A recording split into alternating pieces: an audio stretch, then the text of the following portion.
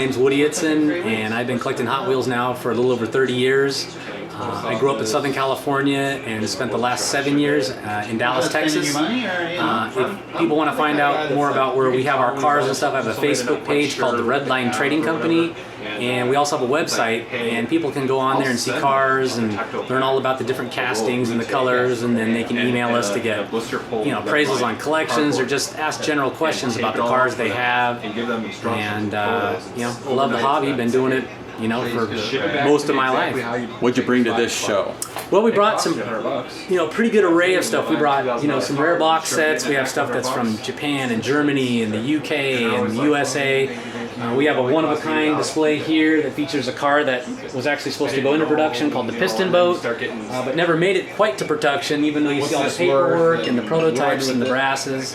And I think the Seasider is what the end result was. And then over in these cases, you'll probably see some of the rarest Spectraflame cars from 1968 to about 71. I specialize in high-end customs, Camaros, Mustangs, Cougars, Barracudas. Of course, my favorite casting is the Woody. I've got over 200 of those in my own personal collection, but I love them all. It's a lot of fun. It's not just the cars. It's about the relationships you make, the friends that you get to hang out with. I mean, we go out to dinner together. We go to lunch together. We go play golf. So it's a social event, not just for collecting as well too. So a no injector bifocal. Oh, the no injector. That's a Zamac dark interior Lincoln from the Larry Wood collection. That's a Mercury Cyclone from the Larry Wood collection. That car's worth about $10,000. Prototype Antifreeze King Cuda, prototype Camaro, Z-Wiz, prototype King Cuda, prototype Nitty Gritty Kitty. White enamel Camaro. 442s, white interior Grand Prix cars. These are the three rarest colors for the Beach Bomb, other than prototypes.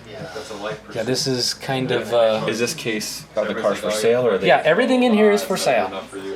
This is a bone line Mustang, and these are early run Camaros that have like the US chrome wheels, tab base, painted tail. Right. So like when you look, you can see it's got a painted tail, and you can see it has a tab base. Sorry, I missed it. Let's do zoomed in. Oh, man. So that's a painted tail.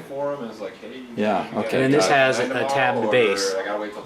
So these are some of the really early run cars. What did you walk away from your childhood with? My kids' collection of cars is almost complete garbage, except for one car. Somehow, you could see where I broke out the front window on my Boss Hoss Club car and tried to blow it up with a firecracker. You could see where I had my Rose Nomad that I shot it with my BB gun. I played with mine in the dirt, but somehow I had a lime Woody that made it through an almost perfect mint condition. Everything else I had was just about trash, because I played with them, and it's funny, but that's kind of hanging on to those cars is what got me collecting later on in life when I would be traveling around, and I would see them for sale at car shows and swap meets. And so where did these cars come from? Are these going to be from 20-year-olds that were 20 in 1968? And, no. Who had pristine cars that was 8 years old? Well, that's kind of the question we all have. That's kind of why you see prices escalating on some of the really rare mint stuff, is because there were kids that only played with these things on the carpet. Like my roommate and one of my best friends, Gerard here, he remembers only playing with his cars on the carpet in his house. He took very good care of his stuff. His brother wrecked his stuff, but Gerard's 5 years older than I am, so he's 60. So he was a little older, a little more mature. I was just a little kid that did what you're supposed to do, rip them and play. I would have never thought, like, you hand me a new toy, it's not going to stay in the box. But what I found after collecting for decades is that there were people that either owned a shell station and had stuff put away from the giveaways.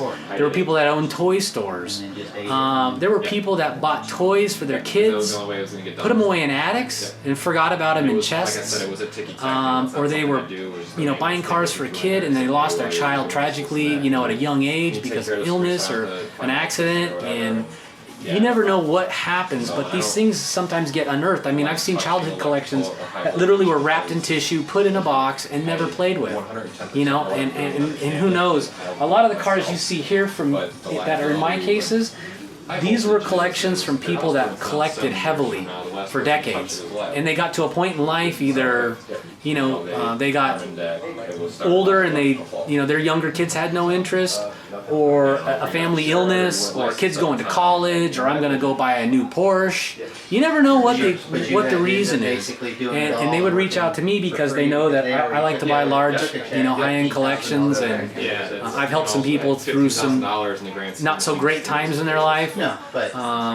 Help them try to get good money for their cars and give them advice, and so this is the end result of it. I think just this summer alone I picked up about 700 high-end cars between May and July. So I kept all the stuff that I wanted for my own collection, and then people would contact me through the Redline Trading Company website or the Facebook page, or over 30 years in a hobby, you make a lot of friends.